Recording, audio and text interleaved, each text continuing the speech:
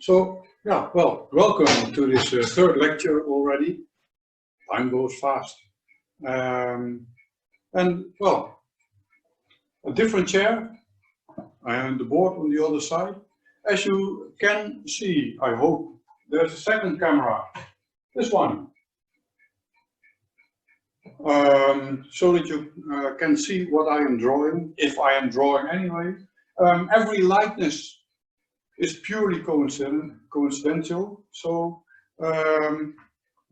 anyway, having said all that, all this wisdom, let's start.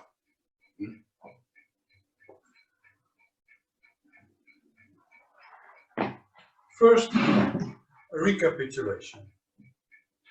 The previous lecture about the first exercise of Wudang qigong also gave a lot of general information, which is part of all the exercises, not only the first one.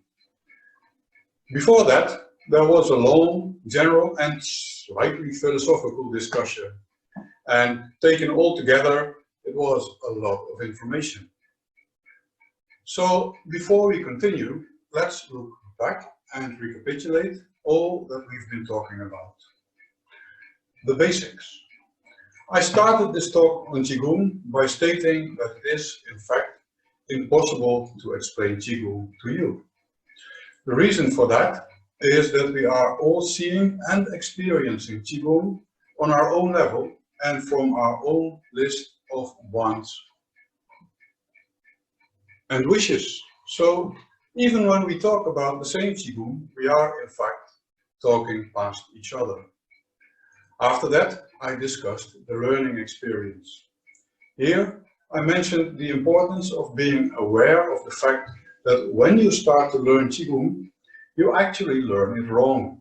Not because you are being taught wrong, and not because you're not doing the best you can, but because you do not yet understand what it is that you are learning, and therefore you miss several important details.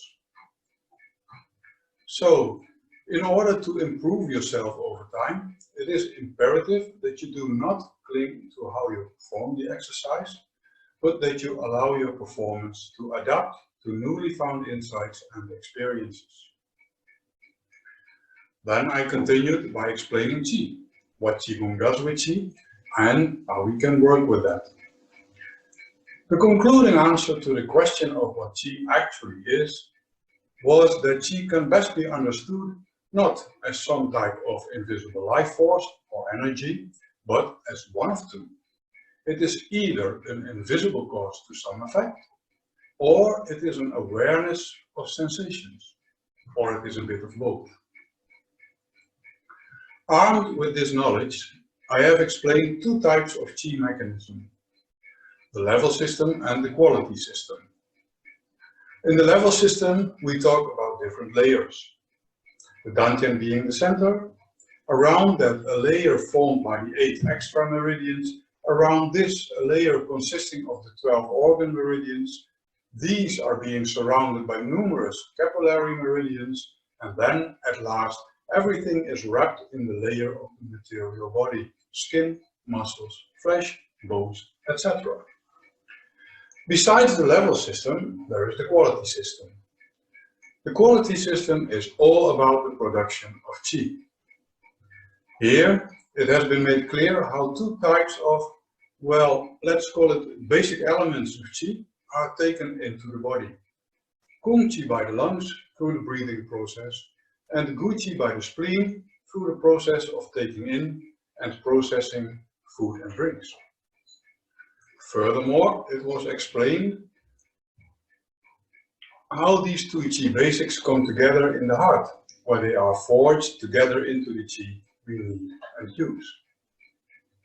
And finally, it was made clear that that process of molding kung qi and gu qi together into the proper qi, that happens under the influence of jing. And this is how we came to talk about jing. Jing is the very rudimentary type of qi that we get from our parents. The quality and quantity of jing not only generate our existence, but also dictates how old we get and how healthy we will be. Since Jing fires up our organs, it can and will be used up, and when it's depleted, we die. Luckily, by training ourselves in proper qi usage, we can slow down this process and in this manner prolong our lives. Finally, this explanation of qi was concluded by stating that there is the triunity, the trinity of Jing, qi and shen. Training up to the qi level of shen is a neidan thing. Qigong can be considered to be a portal to neidan, but it's not neidan and only works with Jing and qi. So now we know what qi is, we also know how it works. But what does qigong do? The meaning of the word qigong is skill in qi. There is no specification in this, there is no skill in qi doing this or skill in qi doing that. No, just skill in qi. That means that qigong lets us refine everything we can think of that qi does. And since everything that qi does depends on a proper flow of qi, a good circulation, this is what qigong does. It promotes and improves qi circulation by helping you to free yourself from stagnations. Now the full name of our qigong is Wudang Qigong, so there is a prefix, Wudang. This means something. Wudang, being a mountain range in China where there are a lot of Taoist monasteries, has become synonymous with Taoist. So the name is a hidden or a poetic way of saying that this is a Taoist form of qigong. Now again, we are confronted with the meaning of words. If you and I talk about a car, for instance, then we talk about that metal box that moves us around and costs a lot of money while doing that. If two car mechanics, however, talk about the same car, then they talk about an interesting mechanical puzzle, they talk about their livelihood and about the health and wealth of their family. The same difference applies to the word Taoist. If two sinologists explain this phrase to you, then you'll get an elaborate explanation about the depth of Chinese culture. You'll get a lecture on how there is a difference, which is no difference, between the Taoism of Lao Tzu and Zhuangzi and the Taoism that you'll see in the Chinese temples, and so on and so further. Too fast.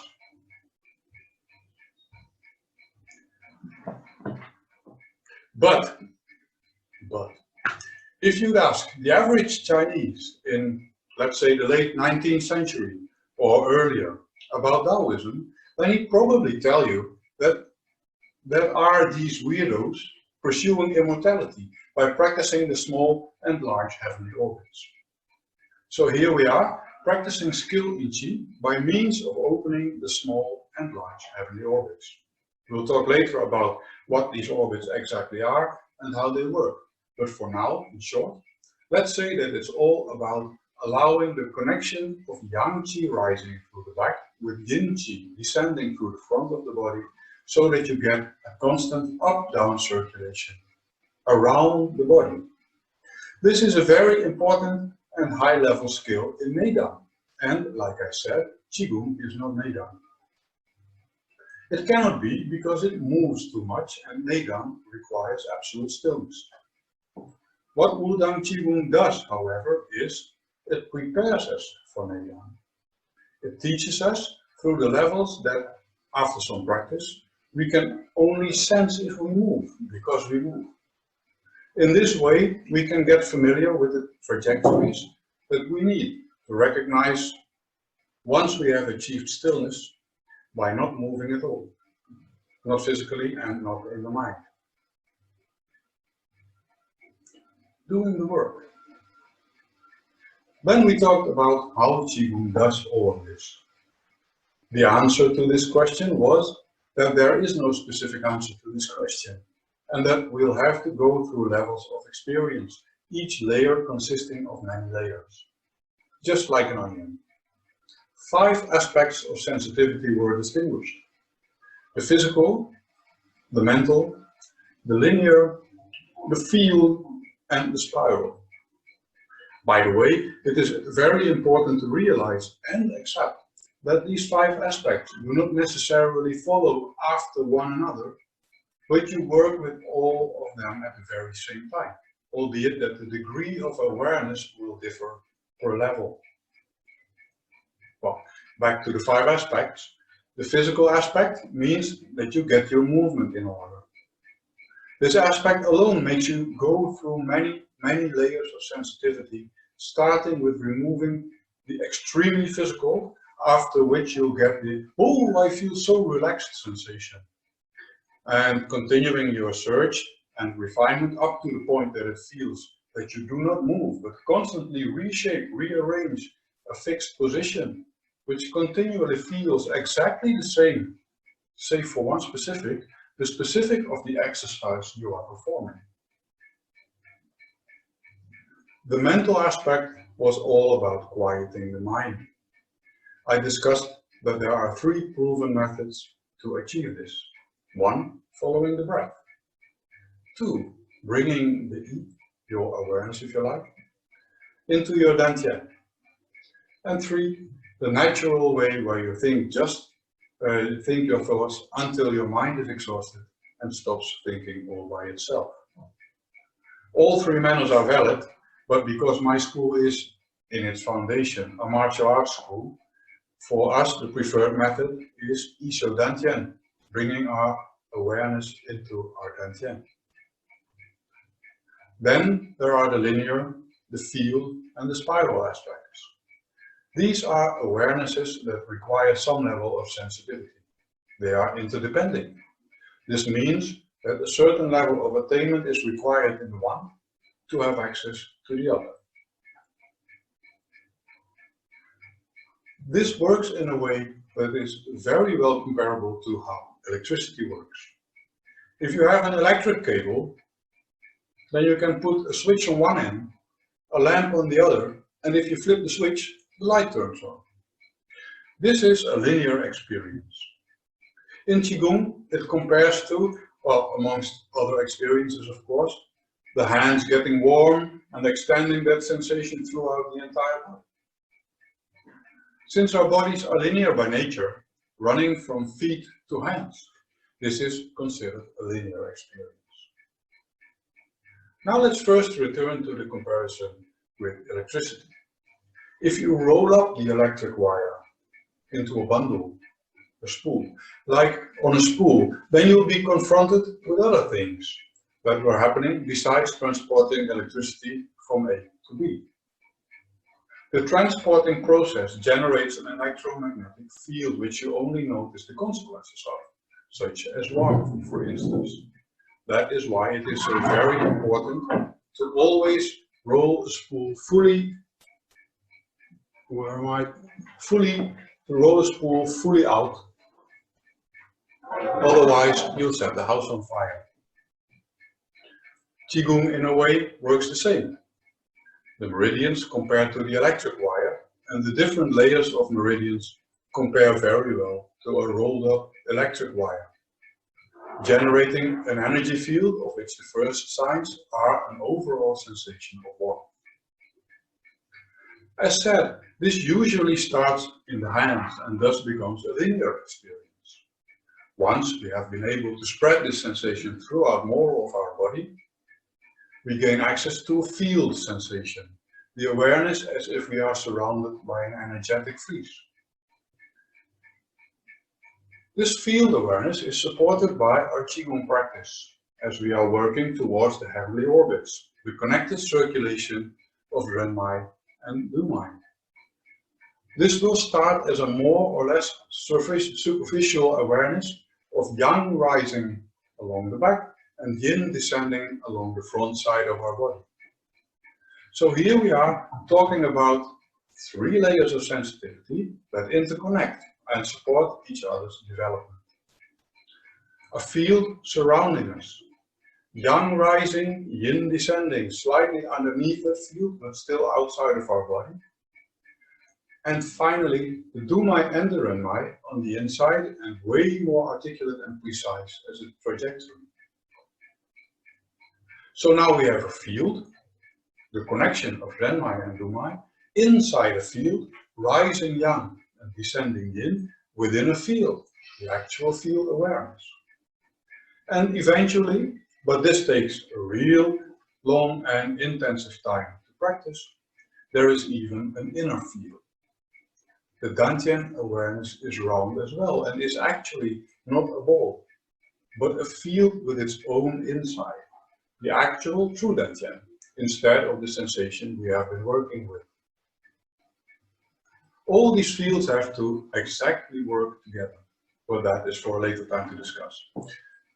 Finally, there is the spiral sensation.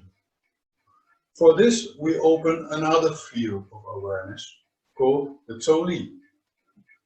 The Tsoli is the free space within our body, so between the organs, even between the membranes and so on. For practice sake, we focus on what we can actually become aware of, and that is the free space between skin and flesh. After that, the free space between flesh and bone. And finally, if we're really good and advanced, we might become aware of the free space between the Dantian and the inside of the body. Now let's stay with the result we might actually achieve, feeling how there is empty space between our skin and our flesh. This is only possible once we're on a level where we also understand how to move without having any sensation of movement. We don't move, we reshape. That means that we have acquired a certain level of stillness in our qi. And thus, it is not the qi that is spiraling, because the qi is still. No, it is our body reshaping around the tranquil qi. It is our body that is spiraling around the qi. It is like if you have a pipe filled with water and let the pipe rest. So the water lies dead in the pipe. And then you very carefully rotate the pipe in such a manner that the water can hold on to its stillness. So this concludes the discussion of how to work with qi. By learning to move even more quiet by becoming aware of physical sensations and consequently seeking to move in such a manner that these sensations do not occur. Then you repeat the search on a deeper and more refined level. For sensations again and again, you try to move in such a manner that these newly found sensations do not occur, and so on. So these are the two things to remember during your search. First, every sensation awareness is in fact a stagnation. And second, thinking is the most important form of stagnation. Well, now this was supposed to be a recapitulation, and already there is so much new information. Nevertheless, we continue. Starting over. We have talked about the first qigong exercise in detail. It started off with an explanation on how the name, in fact, taught us what this exercise does. The crowing rooster starts to move, should be understood as the yang qi is being activated. After this, we have looked at the different breathing techniques and at how the different aspects, the physical, the linear, the field and the spiral awareness, make this first exercise, whilst the mental exercise, the Iso Dantian, is always there. And finally, I've talked about several variations of practice. This time we're going to start over. Yes, with the first exercise, but now with practice, since knowing is not understanding. So let's start with the physical. How does the movement go? Okay. For this, we're going to look at different angles. First, the movement itself. So just humor me, and I'll put my chair aside. Let's first repeat the exercise. Now, so sitting there, sit on your legs, soften the back, soften the neck, open the head, Release the dantian.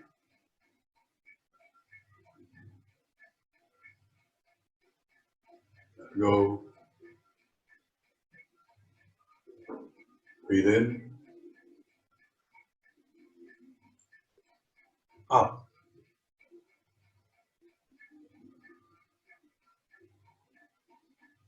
Round. Continue breathing out. In. Out.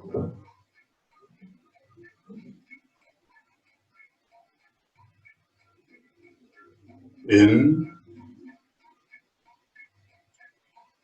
Out.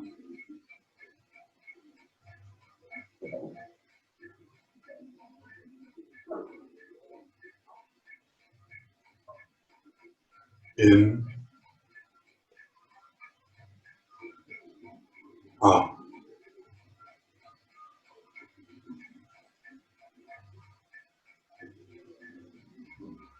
In. Out.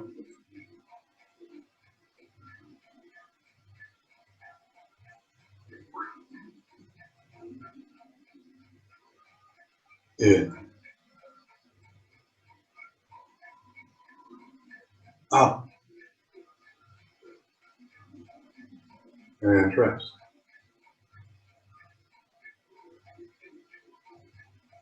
Good. Let's first look at, like I said, the physical angle. Imagine you are totally new and you come into my class. Then the first thing you will learn is, of course, what you see.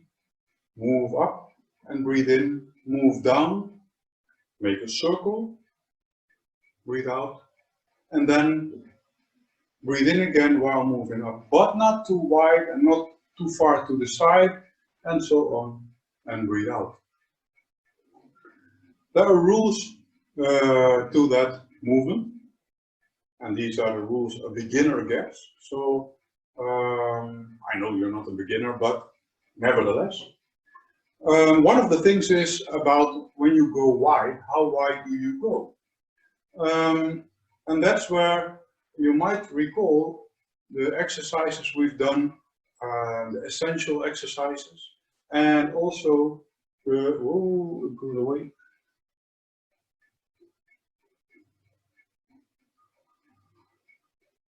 So the essential exercises and also the principles of Tai Chi, the external principles in this case, where we always start learning the 5 aspects of standing. The 5 aspects of standing, in case you've forgotten, the joints should be open. You remember the exercise you get, every new person gets in my school: feel, feel, search for the in-between, feel, feel, search for the in-between, and so on through the entire body. So that there is no specific side that you are feeling, of course, apart from the legs. Once you understand that openness, then we as advanced practitioners expect that, oh, okay, now it's clear you can do the first qigong exercise, but of course this is not true. Because being aware of sensations and working with them, that's a really difficult process, and it took me hours. No kidding, it took me years. So I can't expect anything different from somebody coming new into my class, of course. But that openness is very important. For instance, that's why I started about this, the angle of the shoulder. If you go too far forward, you get a pressing sensation and stagnation on the inside, or a pulling stagnation on the outside, or both, probably both. And you have to search for the in-between. Where do you not feel any one of them? And the other approach to getting the upper arm in the proper angle is with placing your hand over the shoulder joint. where you make a flat out of your hand, a flat surface. You place the palm on top of the bubble of the joint, and then you fold the 4 fingers flat back, and then when you move your elbow to the rear, you will feel a dent occurring. If you move the arm to the front, then the bolt will reveal itself. So you search for the in-between, always the in-between, where it's flat. So that's about the wide position. How do you get it flat on the forward position? Because I just said if you move the elbow forward, a bolt comes up. Well, that's where the essential exercises come into play. In this case, after the standing, the first exercise, where you bring the arms up, then you go down, and then you release the lower arms. For those who haven't had this exercise, or those who have forgotten, I'll repeat it. Imagine a disc inside your shoulder joint. You sit on your legs, and you allow the arms to fall down, and it feels like the hands are resting on a table. Disc, relaxed arms, hands resting on the table. Now the idea is to get the hands up without movement in or with the arms. So what you do is, the hands on the table, here is a table, shoulder disc, you rotate the shoulder disc. The hands stay on the table as long as possible. So you rotate the shoulder disc forward. Then at the given moment, it can't rotate any further unless you go do things like that. But you roll it forward. You can slightly continue to roll forward. The fingertips still feel in contact with the table, but now I am really at the end of my rotation. When you're at the end, you bounce back, so the rotation goes the other way. And lo and behold, the hands go up without lifting them. And then you drop them. Again on the table, repeat. The hands stay flat on the surface. The palm base can leave the surface of the table, but the fingertips continue their contact. Then when the shoulder disc rotation is at its end, it bounces, rotates to the other side, and it goes up. Now that's a very, very mechanical approach to getting the hands up, but it does one thing with the mind, because it teaches the mind that it's possible to get the hands in a higher position without lifting the arms. But, even though it's not the center yet, but closer to the center, there, and then the hands are up. Easy as that. Now, we skip, and we go a step further, and then we are not in the essentials, but in the principles of Tai Chi, the external principles. The 7th principle tells us that if the trunk rotates, the upper arm rotates as well, at the very same time, like 2 cogwheels connecting in this manner. So this type of rotation around the vertical axis has to coincide with a rotation of the upper arm. And I have to stop here when this stops, or when this stops, this stops. There should be no slipping in the wheels, like this. The only thing, and that's where the comparison goes in, where cogwheels are concerned, is that you can rotate the other way around as well. So instead of rotating like this, experiment with this, exactly at the same time. There, there, there, there.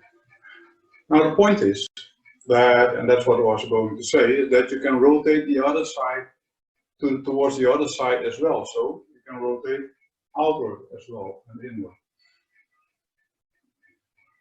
And out and in. But for now, the most important thing to understand is that the actual movement of the arm does not happen in the arm. It happens here. Actually, when you get higher skill, then the movement of the hand associates with the freedom of the shoulder blade. But that's for later. For now, shoulder disc rotation, but you can feel the shoulder disc rotation. So borrow from the cogwheel principle, and then you can move in such a manner, if it is exactly alike, so no different, no loose rotation, no separated movement separated from this, and you can really align that. If you do this in a proper manner, with the joints open, then you will get a warm hand. Why is that? Because there is movement, and we are not so good yet that we are totally stagnation free, so the chi is not still, and by that movement we are giving it more movement. So it goes to the hand, and chi moves the blood, so we get a lot of blood in our hands, and blood is warm. So one of the functions of chi is generating warmth in our body. Anyway, back to the movement, because now we have this principle of when the trunk rotates, the upper arm rotates. But a rotation of the trunk is not only around the vertical axis. Now I have to sidestep. There are several body types for human beings. Usually they consider 6 body types, but for us actually only 2 are important. Do you tend more to be, well, let's say square or round, whatever, massive, compact, or are you more like me, long and slender? Well, the slender is wearing off a bit, but anyway, these 2 body types, and they have a different approach, because what is easily attainable for one body type is difficult for the other. What do I mean with that? Well, now I come back to the story of the rotation. A rotation of the upper chest around the horizontal axis is considered a rotation as well. And then I mean this. So the chest, here's the diaphragm, and I rotate the chest like this.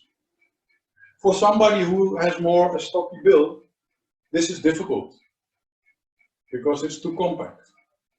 On the other hand, we get later to the field awareness, and then that's easier for somebody with that compact build, and that's more difficult for my body type.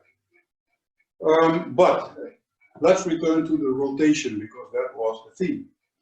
That means that, remember, we have a shoulder disc that rotates.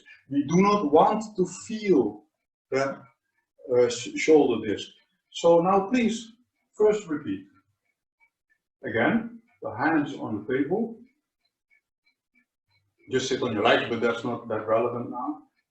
Relax the arms. Feel how the hands are resting on the table. And they stay on that table as long as possible. The shoulder disc rotates, and it rolls the hand off the table, but the fingertips remain and keep their contact. And then there you are at your end of your rotation. This cannot rotate any further, so it bounces back into the other rotation, and there my arms go up. Now one more time, and now please pay attention to what you feel in that shoulder disc location. So, hands on the table, roll forward.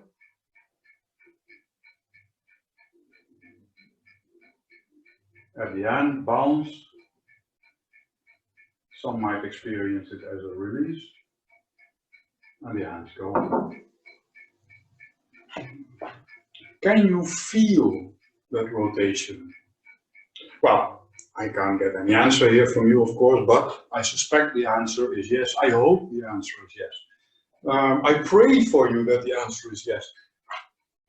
Because now we are at a point where we do not want to feel that. We have been practicing to keep our body open, meaning free from feeling this side, free from feeling that side. We do not want a physical awareness drawing our awareness, drawing our attention. So we have to move in such a manner that that rotation happens, but without it happening. And that's by using the principle. So now we're going to exaggerate. Again, hands on the table, but lean on the table. Watch my back, it curves. Now I erect my chest like this, but while doing so, I have to rotate the shoulder joint, because if the chest rotates, the upper arm rotates. There, now I'm at its max, almost a hollow back. And now how do I get the hands up? By moving the chest forward again, rotating it forward. And then the shoulder disc has to rotate and my hands go out. So again, hands on the table. Lean on the table by curving the back. Allow your weight to fall on your hands. And feel the back slightly curved like a turtle back. Then you erect the chest. That's a rotation. So the upper arms have to rotate as well. There. One of the two can't rotate any further, being the chest or the upper arm. That's not relevant. And now to get the arms up, the chest has to rotate forward again, and the lower arm has to follow that rotation. I hope this works for you. And because this is how the movement actually goes. The only thing being, and that's the difference, is that the rotation of the chest is not done like a breakdance by folding in the diaphragm, but you start at the tip of the tailbone. You make a wave-like motion. This is where my body type has an advantage and a stocky build has a disadvantage, because making a wave with the back up to this location is more difficult. But it is what it is, so deal with it. But what you get is that you actually, now I exaggerate, but you actually hang forward. And do you remember that I said a sensation has to spread out equally over a surface as large as possible, and so on and so on. Well, one of the things it means in practice is that if you hang forward, you get feelings, sensitivity, awareness on the back. If I hang forward, it starts at the sacrum. That's it. And maybe I feel here, well, wherever. It's not that important where. That might differ for persons, I don't know. But what you are trying to start to get as a starting point is that you mold yourself in such a manner that that physical being there is equally spread out from the tailbone to this location, and it's eagle, totally spread out. The arms hang, so a bit a position like a bear. And then starting at the tip of the tailbone, or if you like, under the buttocks in the wider sense. And then you just wave up and remember the shoulder disc. There. Then you're almost at your head, and then you fall forward again, and the hands float out. This is how you raise your hands in a proper manner. If you have any physical sensation, then you still have some work to do. You still have to search for more refinement, because you want to move in such a manner that you cannot be physically aware of it. Qigong is an art of disappearing. You just disappear. But this is all about the mechanical aspect of the shoulder rotation. And then there is this golden rule that we phrase out as feel but don't show. Actually, in the Tai Chi classics, it is mentioned as the secret of one tsun. A tsun is a measure, very small. Actually, it's a thumb, not this, but this. But being very small. And the secret of one tsun means, like my teacher explained in a more unsophisticated manner, start big and small. Meaning that in the beginning you do a movement really big and really wide, but eventually you're doing it in such a manner, still feeling it as if with the power, as if you do it that big, but you feel it really, you still feel it, but somebody who doesn't know, who doesn't understand, won't notice that you're moving. And you see, if you watch a Chinese Kung Fu movie, for instance, you have lots of Kung Fu movies who are, where the practitioners are dancers or actors from the Chinese opera, which is very acrobatic. But sometimes somebody wants to make a statement about his quality, but in secret. So not as a part of the movie, but just to his critics who say, oh, he's just a dancer, or he's just a movie actor.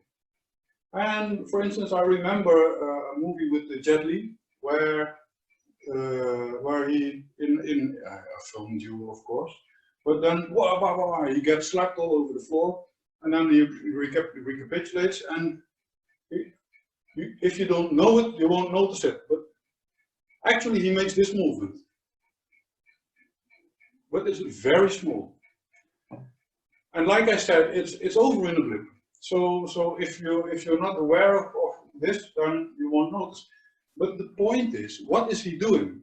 He is showing that he is beaten, meaning his energy is scattered, and he is rebooting his circulation, his heavenly orbit, but with the hands helping, but very, very small.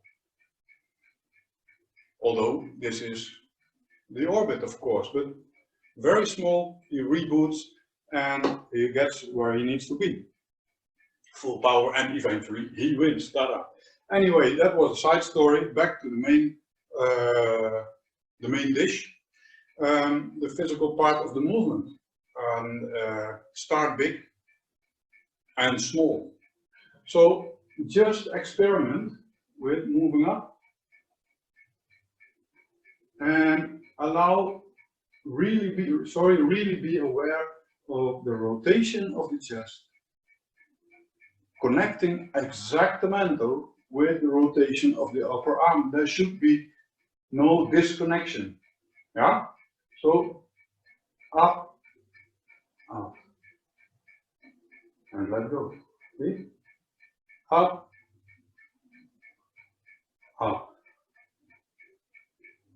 and let go. Do you see how my going forward, going backward is actually a bending of the entire back from tailbone to there? But on the physical level, this basic level that we are working on now, I use it to be aware of the rotation and to connect the rotation of my upper arm continuously. There, out, there, sink, there, out continuously. So, well, that's about the physical part. Now, there is the story of qi in this exercise. Why from this very basic physical part to actually the end of the line, the qi story? Well, because you already understand, each on your own level of course, but you already understand, and it's best to bring them together as soon as possible, even if you don't feel anything. Well, that would be very good if you don't feel anything. But you have to understand the story of qi in this exercise. Now, as you can see, there's this other camera. Hello. This person, no likeness is, all likeness is coincidental. And then you might recall, yang qi rises over the back. So I'll make it a bit better, over the back. Actually, this is still considered rising. It ends in the roof of the mouth. Yeah? And then you get, I hope this is visible. And then you get the down part from the tongue going down and there. So all in all, one big circulation. Now, in this first exercise, let's throw with the pen. In this first exercise, it's all about rising the yang, as the name said. That's what we've been talking about last time. It's all about rising the yang, meaning it's all about this, not yet. It does not go over the head yet, only the back.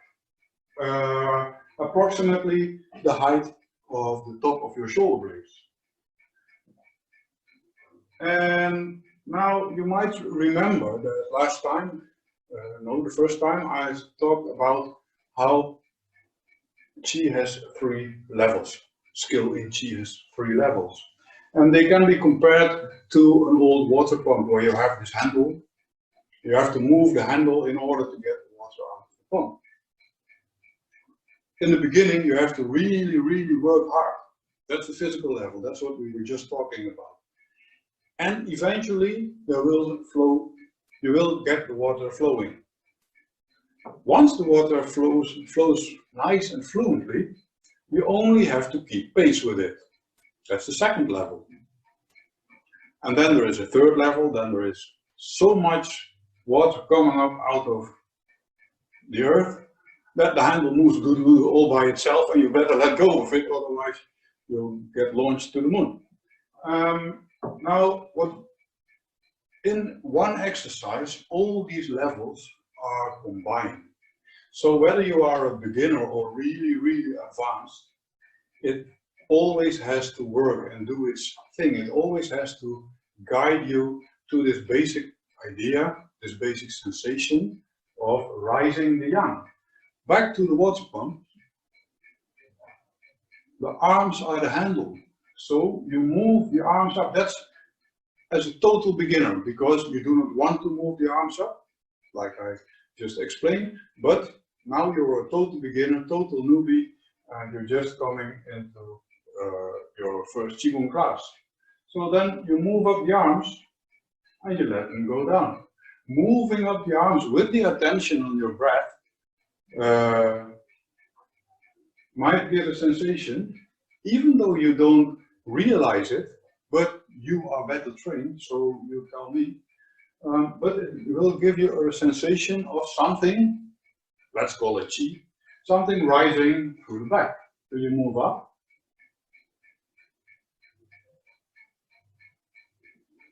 and you let them fall. Don't move them down, just let them fall. Move them up, and let them fall. Just relax the back. Move them up, and let them fall. If you're lucky, because of course This is not the proper setting to train this in a real good manner, I understand. But if you're lucky, then even now already, you might get the sensation of the back getting warm. So the relation to the heavenly orbit is very, very important. Why is that? Because like I previously explained, Wudang Qigong is all about teaching you about the heavenly orbit. There is a small heavenly orbit, the trunk and the head alone. And the hands, not the legs, but the hands are not part of the exercise. They are the handle of the water pump. Then there is the large heavenly orbit, where the limbs are part of the entire circulation. That's for later, because now we are preparing actually for the fourth exercise. You remember this one? The fourth Qigong exercise, which is all about the small heavenly orbit. And in this case, the first exercise teaches you about the yang part, but only there, like I said. And now let's go back to that exercise, the water pump exercise, where you just sit, relax the back, relax the neck, open the head, and drop the dantian. Now, you just moved just like a beginner. Move the arms up, and you might even feel that they float up. Breathe out and let them fall.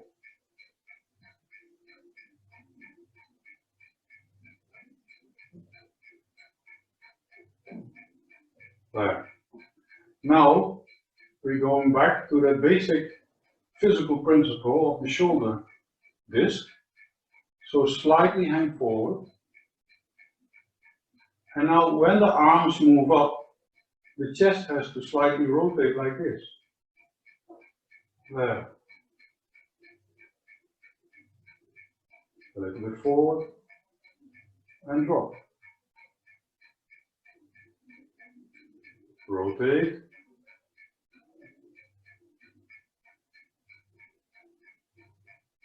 Up. And drop. Don't worry about breathing, just relax. Focus on the chest rotating, the upper arms rotating, and they do so in connection to one another. And down.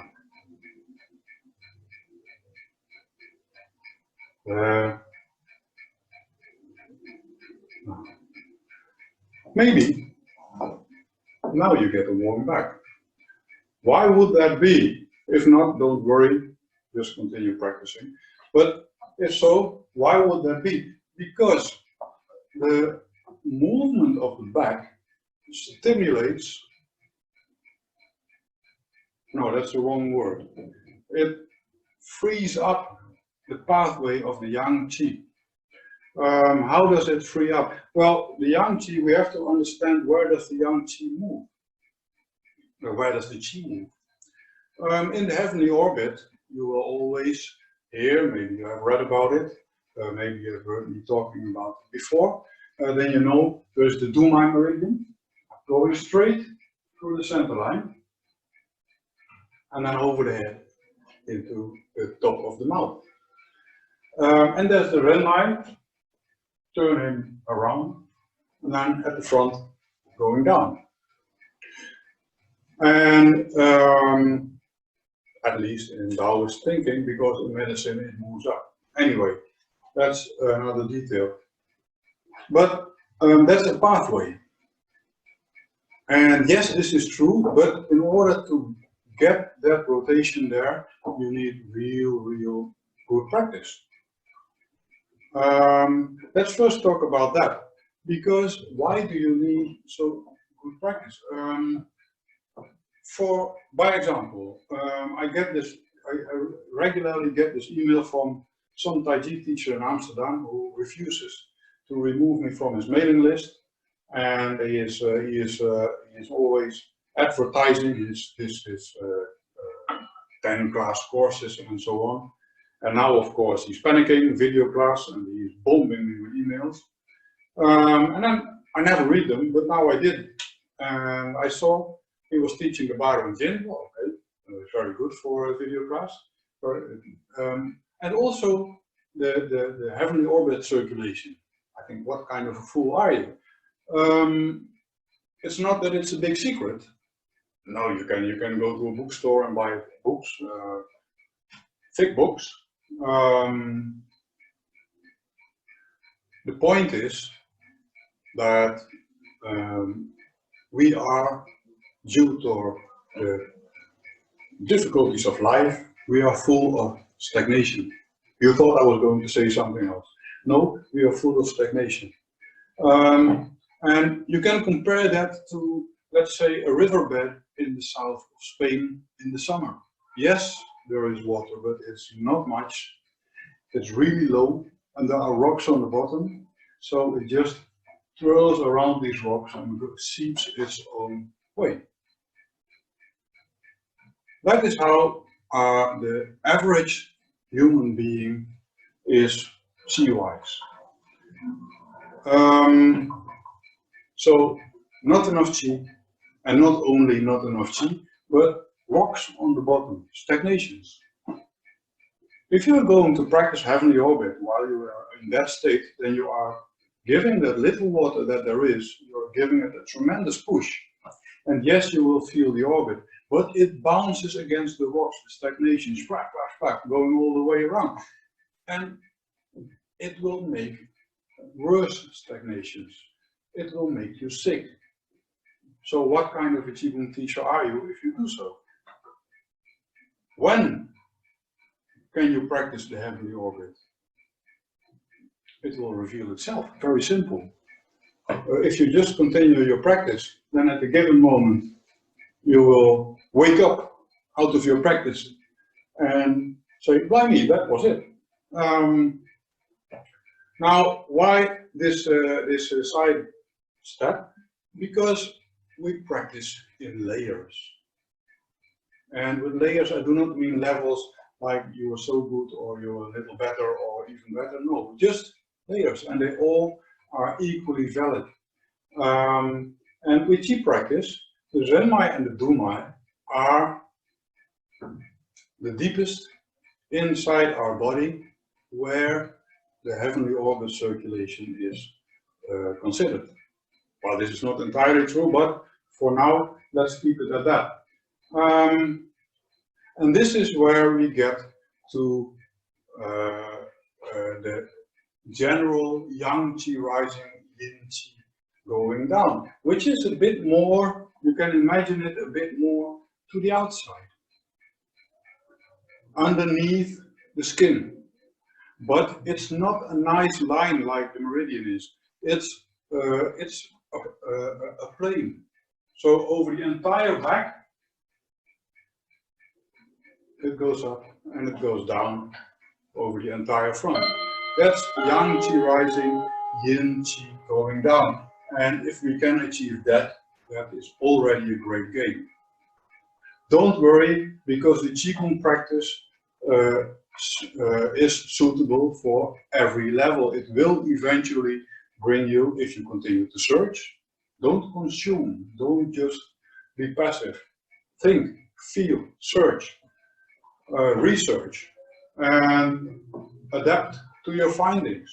And then eventually it will narrow down, deepen into your body, and it will fill the Dumai, it will fill the Renmai, and that will be filled from two sides, because you might remember that every newcomer has to learn to stand.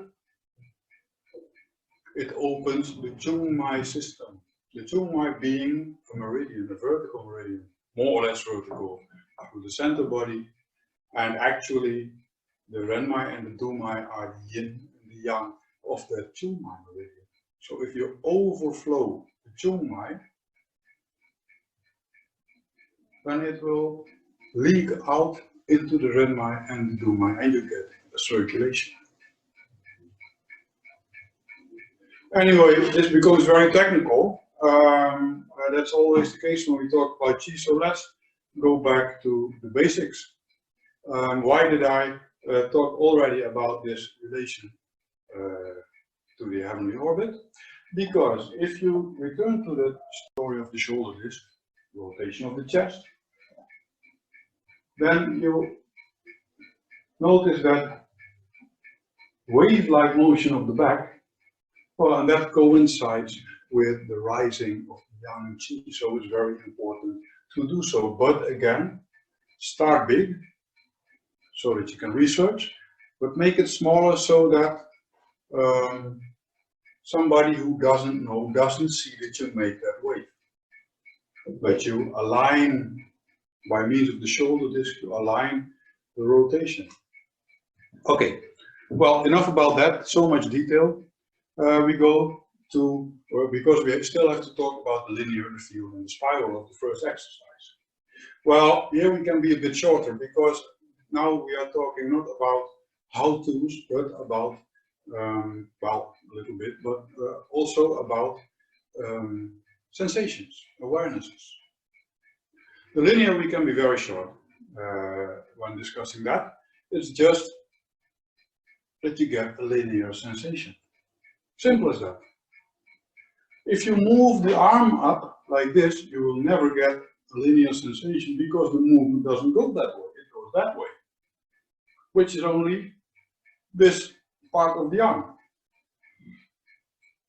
You have to move it out. Now, if you move following the instructions that we just been talking about, the shoulder disc and so on, back wave going there, then you will have this type of motion. And now it's very, it becomes more difficult, more refined to research, but what you're searching for is how you feel the warmth going through the arm, through the shoulder joint, through the elbow joint, through the wrist joint, to the hand. And the point is, I previously said gravity is your friend, yeah? And the wind is your friend. They come into play in linear experience. If I can be aware of gravity pulling my arm, then this is not good qigong. The mind in the dantian. You fill out and you get a lengthy awareness there. And when the arm falls down, gravity has a certain speed. And that speed is not a rock falling and that's how fast gravity goes. You know the story, the rock and the feather, they will fall equally fast, things like that. Well, great discovery, but totally useless for qigong, because in qigong we have to deal with the body, and the body has its own speed and its own slowness. So it won't fall as fast as a rock. There is the muscles, they are there and they will slow things down. Meaning that the speed of gravity is not like that, it's slower. If you go too fast, then you will feel the wind. But wind is your friend. You do not want to feel him. You don't go in the street slapping your friends about. So why would you do so by the wind? And just allow it to fall where you don't feel a thing. You don't feel gravity, you don't feel the wind, just there. Another thing with the wind is that, well, let's not talk about the wind, let's talk about water. If I move my arm up like this while standing in water, then I can feel myself pushing the water away. So I have to find a way that I don't feel that. I pull my arm through its own length. When it goes out through its own length. It does not move like this.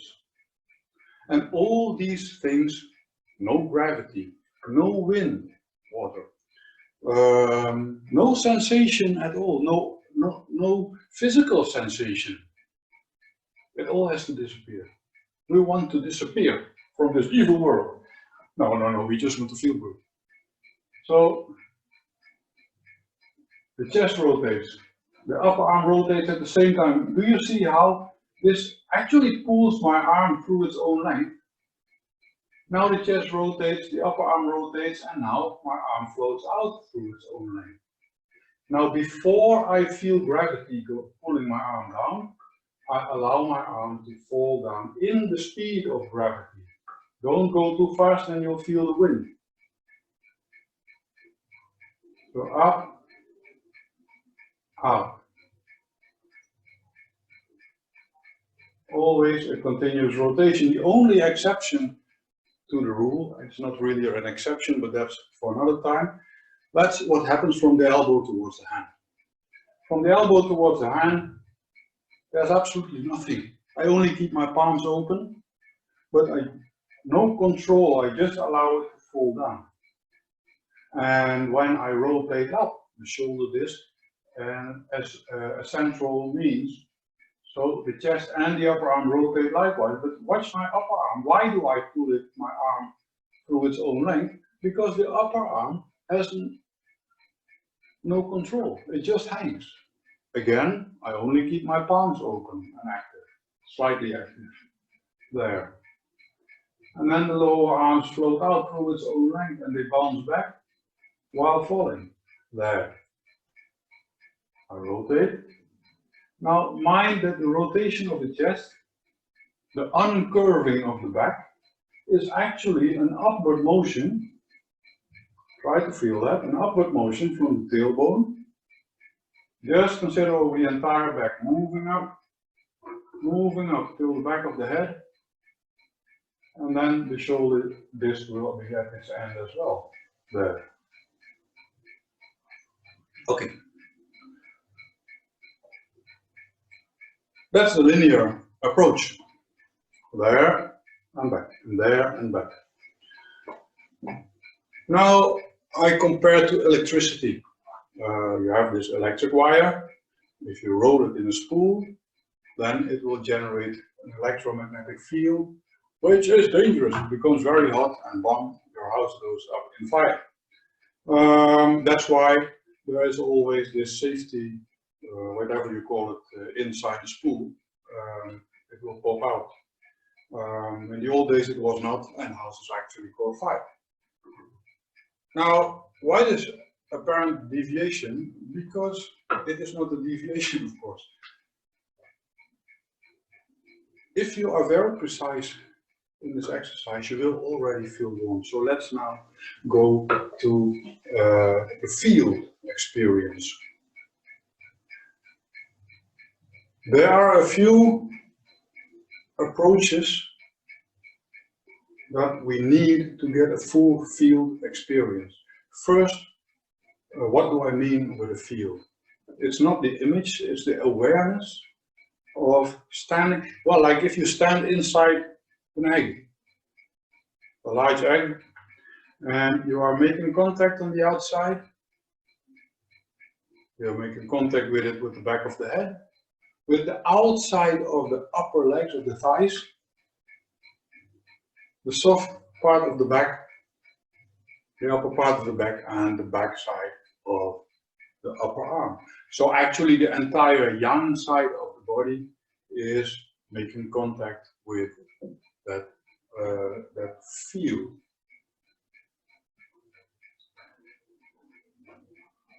So you have a certain roundness in your position. Just let it hang, and then you very slowly, again, sorry I forget, but first always relax the legs so that you are sitting in your legs instead of standing on them. Then you soften the back, there. Soften the neck, there. Open the head, and like heaven can fall through that openness, through your throat, into the chest. You relax the abdomen. That's always the basics. Actually, this is a variation of the zodat. Once you've done that, you very slowly expand outward until you feel with the begin, where that's the easiest part, with the outside of the forearms, the top of the hands, the outside of the fingers. Now you feel yourself pressing against whatever. A field. Hey, what a nice word. Yeah. Then you look for that with the outside of the thighs, the lower back, and the back of the head. There. You cannot connect with the lower back and the upper back at the same time because of the curve in the back. So we start for now with the lower position. Now, this is a basic field awareness. Now let's continue. Different exercise. Hold a ball. Just in your head. Not in your head, but between your hands, imaginary. That's what I mean within your head, of course. Then you move your hands very slowly towards each other until you feel something in between. An energetic ball. Yay. Yeah. Now this ball can compress and can expand. So here you are. Now don't worry about the distance. Maybe you already feel something here. Maybe you have to go this close. Yeah? Different for each person. So here you go. You really compress that ball. Now if you continue, then there will come a moment that you pop through the ball, so to speak. It disappears. And you have gone too far. But you have to go too far in order to know when you are where the border is. So again, there you go. Compress that ball. And now when you reach the end, feel that ball wanting to push your hands out and allow your hands to float out. You're not moving them out. It's that ball that. But you want to stay in contact with that ball. If you float too far, then you will lose it. So before you lose it, you return and again you compress the ball. Very slowly. Maybe I'm going too fast. Yeah, that's what you get with a theoretical explanation. Feel that ball, and there it wants to expand again, and you float out. And again, compress. Focus on feeling that ball. And feel how it wants to push your hands aside. Yes? I hope this works for you. If not, work a bit with your imagination and try later. But for now, we like a speed train. We continue. Now, we've just been talking about a large field awareness, and now there's this ball. Now, start close. Move the hands, and only the hands, out, until it feels like they're touching a field. And then the same thing, if you continue, there will come a moment where you pop through it and you lose it. There, I've lost it. So then you just return, relax, sink into the abdomen, zodoende, and very slowly move the hands out. Feel yourself pressing against the field, and then feel the field is a bit like it's elastic. So it has its max, and then it wants to push you back, so you float back. There. You're not making the movement. You're expanding against the field. The field gains tension, builds up tension, and then you just release. And you let go. And one more time. And you press outward against the field. Feel it building up elastic tension. And then you allow the field to float your arms back to you. Yeah? All these exercises are valid exercises on their own. And you can always expand them. So now I'm only talking about the hands, but in fact the entire exercise, let's say with the ball on the inside, is first the ball in between the hands, then the hands, the forearms and the front of the body there, and then a large ball where the inside of the upper legs makes contact with that ball as well, and you compress, and then the ball expands. And the same thing applies to the outside field, where you start with the hands, then with the lower arms, the forearms, and then with the back as well. So you're pressing against that field enveloping you. But you always start with only the hands. Now, the secret to good qigong is search for no sensation. So first you have to move in such a manner that you have a sensation, that you have the refinement of awareness, that you can actually feel that field there, and that you can feel that ball there.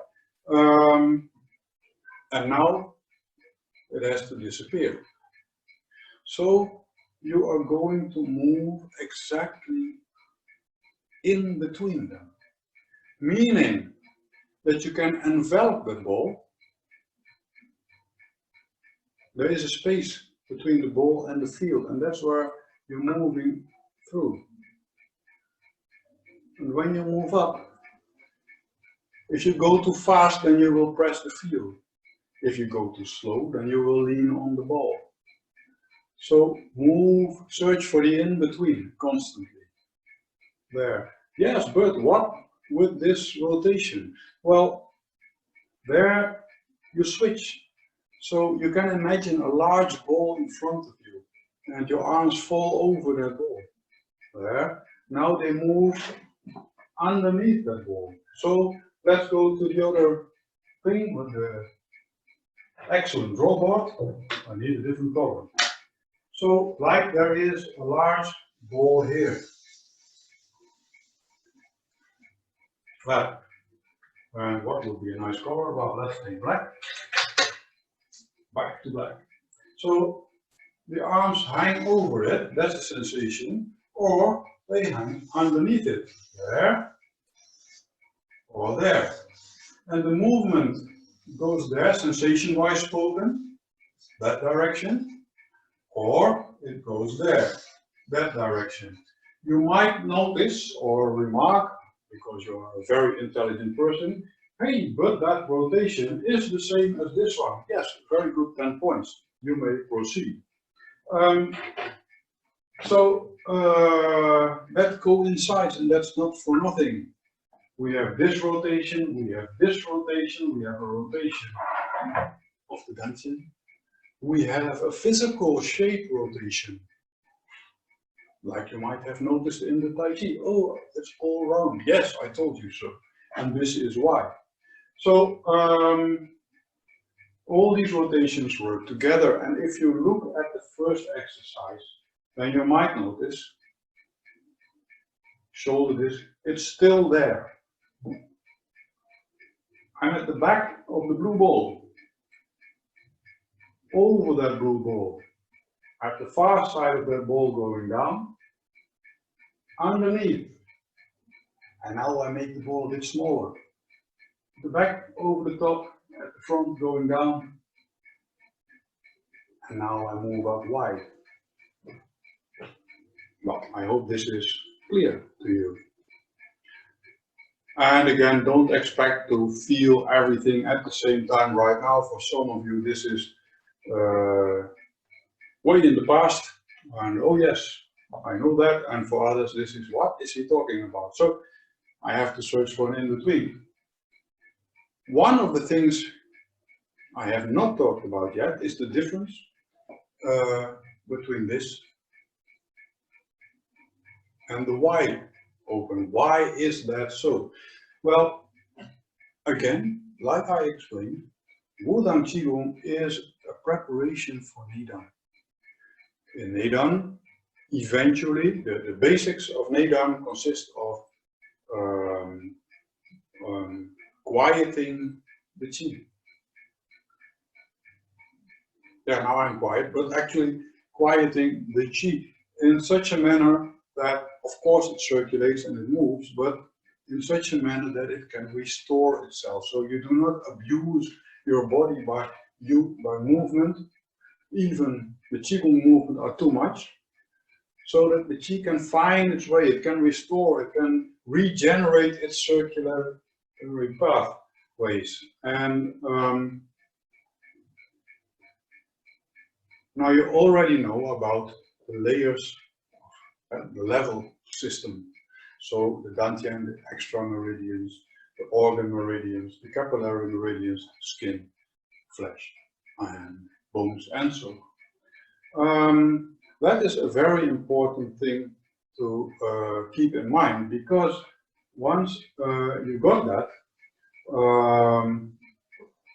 then you can understand also that you can work on different levels. And you always begin with the physical level. Then I've been talking about yang qi in general over the back and yin qi in general down at the front, and a smaller pathway, a deeper pathway, takes more practice of the dumai and the renmai as a circulation. Now, going up wide, first of all, mind the fact that it does not just, it's not flapping wings or something like that. There is a rotation as well. There. And then it goes down. It pulls up the qi over the entire back. So this one narrows it, so dumai. This one enforces, it gives an extra twist of the dantian later when you are more higher skilled. But that's what it's for. And the second thing that it's for is it lengthens the breathing out, so that you have to gasp for air in a natural manner, and that enforces the qi, the yang qi as well. So that's all about this first exercise. No, not all, because I haven't discussed the spiral yet. Well, actually, if you combine the linear awareness and the field awareness, then you'll get the spiral awareness. Because the linear awareness, like I said, move in such a manner with the shoulder disc, the chest rotation, the upper arm rotation, and then the arm floats out. It has length, but it has rotation as well, because there my upper arm rotates. When I rotate the chest forward, the shoulder disc rotates, so the upper arm rotates. But watch, rotation, rotation, rotation, and then this drops. I start with a rotation, rotation, rotation, rotation. Spiral out, and do not just move it back. So when you go out, you are against the field, so this is where the movement starts. And then you rotate back, out, there. And you can, if you want to amplify the spiral awareness, then you move the arm slightly at the wrist, so that you feel it. Now I'm moving it just a flat rotation, but in combination with the linear outward movement, it's the end of the spiral and the beginning of the new spiral, because it bounces back. Yeah? So a spiral is a way more, because a spiral awareness is actually a relatively higher level to work with, because then you need to release the skin from the flesh, because that's where the spiral sensation is. And then again, what's the function of the spiral awareness? It helps us disappear. Because what is spiraling? You will often hear somebody say, YouTube masters, it's the qi spiraling. Qi does not spiral, it just moves. No? If we are lucky and we've practiced our qigong well, then we have a quiet qi. Not as quiet as in Nedan, but quiet, almost free from stagnations, and a nice flow. So you can compare it to water in a pipe. We are the pipe, our physical body is the pipe, and the qi is nice in that pipe, like flowing water, but like a canal, nice and evenly paced. So what is moving? The pipe is moving. It's my body is moving, but the qi remains still, and that's why I feel a spiral. So once you have refined yourself towards that awareness, then you continue the refinement by moving in such a manner that you follow the spiral, but you don't feel the spiral. You disappear. Okay, now this is a long story about the first qigong. The second qigong I can be shorter because the foundation has been explained to you now. So let's continue. The only thing that I have to add to the second exercise is the name, because in the first exercise I already had talked extensively about the name meaning this and that. The name of the second qigong is Taien Jianchi. A wild goose, a big goose, spreads its wings. And well, now I don't need a very long story because actually the meaning is relatively obvious. The spreading wings. The goose, well, that is a thing. Actually, it's just a reference to yin qi, where the first exercise is all about the yang qi rising over the back. The second exercise is all about the yin qi descending at the front, facilitating the yin qi actually. Well, the movement thing, the physical level, now you understand. How do you move? You do not just wave, you do not massage a large ball in front of you. It is again a rotation connected by the shoulder disc. So here you go slightly forward, like this. There. How do I go up? Watch my upper arms while the back straightens, the chest rotates. This is what happens. And the lower arms are allowed to float out. I don't lift them. They float up. Just to a certain height. If I go higher than that height, then I'm actually making movement. Okay, so that's about the physical part. Now in this second exercise, it's the first time that we encounter a statement. The hands have to feel one another.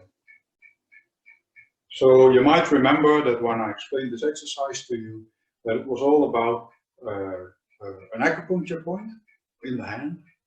And you can find that acupuncture point very simple by making a loose fist. So a pencil will fall out.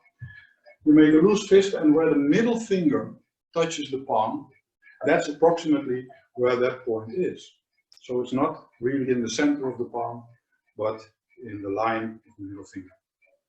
Now, the hand is relatively thin. So this point, although it is located in the palm of the hand, it radiates out through the back. And that's how you can connect these 2 points. After some slow practice with the arms, so that they are well filled with qi and blood, feeling nice and warm, you can put one hand over the other and then try to don't look, but feel how the point in one hand automatically, like magnets, searches for the other one. And it will lock in place. So you can shove, and then you will feel a warm spot moving over the palm of your, over the back of your hand. But it will feel at its best at the same spot. Now, this is a statement, and the statement is the question. The statement being, this has to connect. A continuation of that statement says that if you move up, then you have to connect to, well, not really your third eye, but in between the eyebrows too, for those who are familiar with it, to the acupuncture point, yin tang. Why is that? Well, there we come to a typical thing about movement in connection with the qi system. When you make an upward movement, it's always the yang qi. So even though we want to practice yin qi, the upward motion is yang qi. And now it becomes, well, not complicated, but complicated. What you are trying to practice in the second exercise is the following. So when you move up, you connect the hands, they connect to that spot on the forehead, and as you remember, you go back, the mouth opens, and now you actually want to feel a physical stretch exactly through the center line from the pubic bone up to the chin. There. Don't move this far backward that you feel the curve of the back. So you might feel a little bit of tension on the back, equally spread out over the entire back, but it should not feel like a full curve.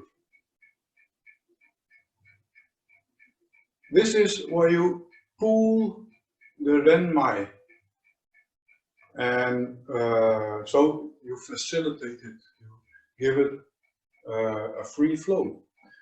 But we are not working on the level of the renmai. Besides that,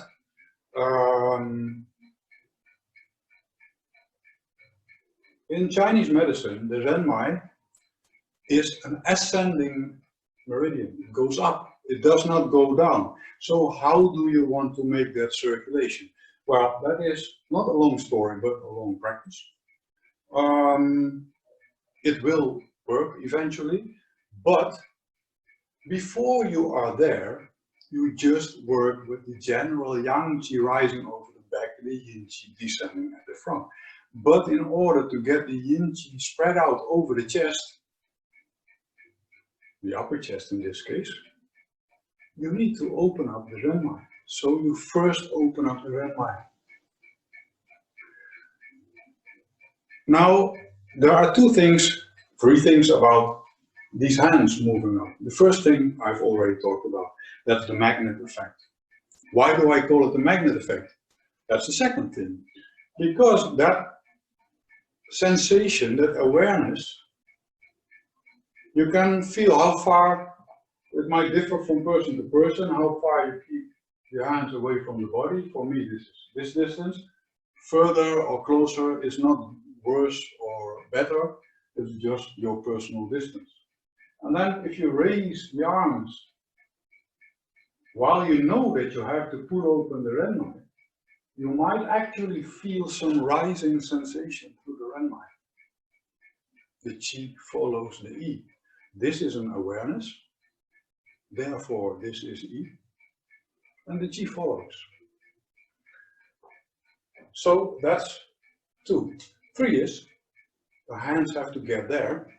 How the heck do you get them there with yin qi? By using yang qi. Every rising movement of the body is rising because of yang qi.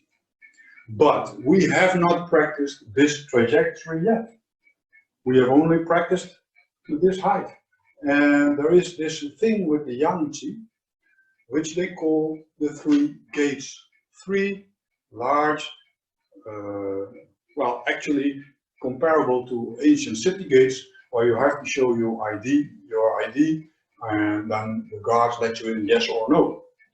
And these are on your back and hinder the free flow of rising yang qi. And actually they are at these locations where the body can fold. So at the tip of the tailbone, because that's where the body can fold in the hip joints. Then the second one, if you move up, it will stop there. That's the height of the diaphragm and the dividing line between the abdomen and the chest there. So there is a hinge possibility as well. And then, and now I get a physical problem. I can't move my arm up that far, but if you continue to move up, then it will stop at the neck. The neck is a large area with many possibilities of movement, and that's actually the most difficult gait, and that's why it's left out in the first exercise, because we are just beginners at this stage. But now we need the yang qi to rise further. We need to use that because we need to pull the energy all the way up to here, and that means, because if you pull, pulling is different from pushing. Yeah, pushing is something in front of you, pulling is something behind you. So if I pull the qi, it will be a bit lower. So I have to get to here in order to get the qi to there. And there again, that magnet function of that sensation becomes important. Not only to pull up the qi through the renmai, but also it connects to yin tang. And this has no health or spiritual meaning, but it enforces that sensation, that magnet-like sensation, that warmth, that whatever you experience. It becomes bigger, it becomes stronger. And since you were rising here anyway, it is like an electrical wire with high voltage.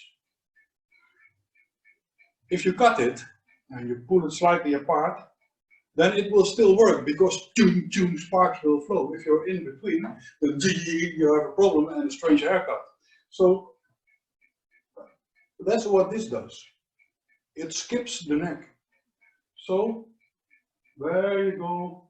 And now I not only watch, yeah, there the qi rises through the back. Now I'm at the top of the shoulder blades. Here I reach yin tang, and now from here it pulls the head backward over the head. Release the tongue from the upper palate. First of all, how do you do that? Well, actually by, not by opening the mouth. If you open the mouth, then your lower jaw goes down. That's the action of opening the mouth. Don't do that. Relax the jaw muscles, and then the skull will fall backward, like that. I don't know why it works like that, but it works like that. So that's the mechanical level, the physical mechanical level. There's an energetic level as well, because now we are ascending the yang qi to facilitate the hands going up. The hands going up pull the yin qi up as well, and eventually it will collide in your head, and that means that you will get, well, some funny thing inside your head. I can testify of this because when I was still learning this in the beginning years, I was an assistant to my teacher with him in his car, and I was having trouble with my eyes, and because my eyes felt swollen, like they were bigger than the hole in my skull. So my teacher asked what is that? You're not feeling well or something? And he was always driving too fast, 180 on the motorway. So, and I explained, no, my eyeballs feel swollen. Eyeballs feel swollen. How's that? And then he more or less disappeared for a moment. And then he said, I think that in your qigong, you do not release your tongue in the second exercise. And I was always a bit embarrassed to open my mouth and to release the tongue and so on. So I said, yeah, that's correct. And I said, just do that and then it will disappear. But that's how I can testify of something nasty happening inside your head. Maybe it's not your eyes, but you get a headache or something like that. You don't want it. So just don't be ashamed, open the mouth. And so the two energies cannot collide. And this is actually the second qigong. So you can figure out for yourself how it works on a physical level. Namely, again, the hands standing like this. Again, slightly curved forward. I exaggerate because you shouldn't be able to see it actually. But then I straighten the back, the yang, by rising up the yang qi. But that's what makes my shoulder disc rotate, my upper arms rotate. Yeah. I continue, the lower arms float out, pull up the yin qi through the renmai. Then I feel yin tang. The magnet works. And now actually by just allowing gravity, my lower arms fall out, like that. Now if I just stand like this, apart from looking like an idiot, but I feel gravity pulling my arm, which is not the idea. So again, and every time watch, please note how this works together. But by allowing this to work together, watch my hands. They get a pushing down position, and that's exactly what I'm going to do. I'm pushing down, the yin qi went up, spread out, and now I'm allowing it to fall. This is the yin side of the arm, the yin side of the body. And I'm allowing the yin qi to gather, and then I'm pushing it down from the chest up, over the chest, over the abdomen, and into the abdomen, into the dantian. There it becomes compact and it repeats. So it works a bit like a fountain. It sprinkles up, evaporates, rains down. Yeah? But you have to push the rain down by using your hands at the outside. You will often encounter this, like I've been talking about the blue ball. It's what we call an image.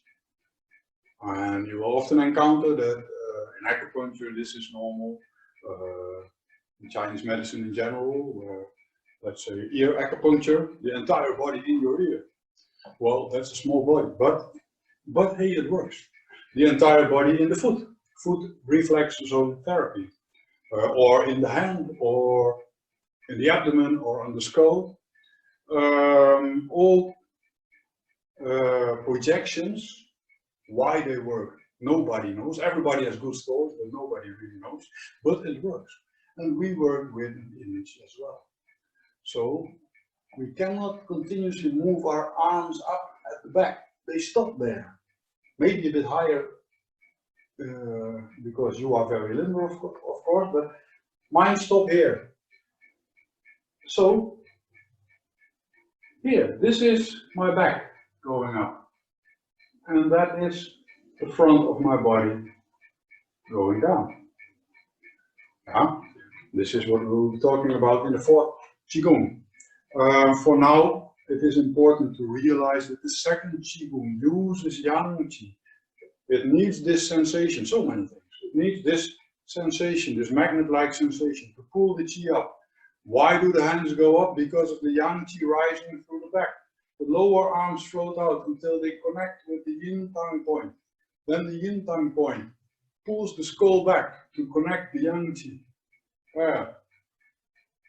You shouldn't talk with your mouth open. So there the lower arms drop, and before I feel gravity, watch, they fall, but they slightly rotate. I slightly rotate forward as well because of the shoulder disc. The palms push down. And now, watch my pushing down. Watch the shoulder. When I push the hands down, I do that because of the slight rotation. There, you see that? And I need that rotation because this, I cannot push the yin qi down when I'm standing like this. It has to be open, not pulled. But I feel that was only necessary to facilitate the renmai. So actually this is already the linear aspect as well, because it uses, although the arms are not part of what you are practicing, it does use the arms. And it does use a sensational awareness of yin qi, moving here and gathering with the yin qi, rising there, so it becomes a real strong sensation over the entire chest that you are pushing down into the and gather in the abdomen. Now, in this second exercise, it is necessary to make a sidestep to breathing.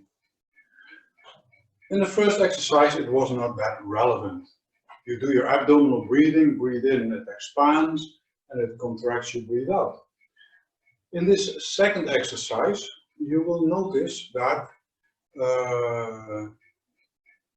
it becomes stronger if you combine breathing methods. So you use the general abdominal breathing, breathe in into the abdomen while breathing in, but while breathing out, you borrow the breathing out technique from the reversed abdominal breathing, meaning that you breathe out into the abdomen as well.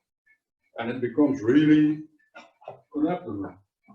So if you want to have a six-pack in the summer, and you can go on the beach, you're not allowed to go on the beach anyway, but suppose, then don't practice qigong, because it will give you some fullness. So the second qigong, again, it rises by means of the yang qi, it pulls up the yin qi through the renmai, magnet to pull back the skull, open the mouth, so there is no collision. Then the inside of the hands, you move, but by moving you rotate, so the chest goes, and that's how you gather the qi here, as well as by means of the rising renmai. And then by using the hands, you push the yin qi down in front of the body. Breathing. Now we have to look, and that can be very short in this second exercise, about the linear, the field, the spiral, the linear we have already covered, because it moves up, moves up, it moves up, it moves down. That's the linear part. The field. Feel the field, use the ball, and move in between. A constant roundness. Feel the large field around you. If you bump against it and then you lose it, that's a no-no. You want to feel a constant awareness of the field around you. There you go. If I move this, then I pop through the field, so I have to move the body as well and maintain that roundness, and then I can continue to feel that roundness. Now I wrap my hands, you know, like you have a large towel hanging over your hand, it's rolled around your arm and it hangs down on one side. And now you're rolling your arm, so the towel goes like that and then it hangs down on the other side. So here you push against the field, there you actually roll around it, and now you feel it there. Going down, you push it down. And that's a funny thing with the field, you can use it. And the spiral is not that relevant in this second exercise because, well, of course it is there through the arms and it spirals back there. And I can hold a long story about that, but it's the same as in the first exercise. So you can research that for yourself, how by rotating there, you spiral out towards the hands. Actually, the spiraling continues. You continue to gather in your fingertips. There, the arms fall, and before gravity gets them, you actually, now I exaggerate, you spiral them back there. And then you push the chi down for the chest, the abdomen, inside. Easy as pancake. So, well, that was it. Yeah, I'm without words. You won't encounter that very often. So, well, I hope you enjoyed it and that you can get something out of it. I haven't used the board, although I have prepared all kinds of drawings, but well, maybe next time. So, again, thank you for being here. Thank you for your attention and stay safe, stay healthy.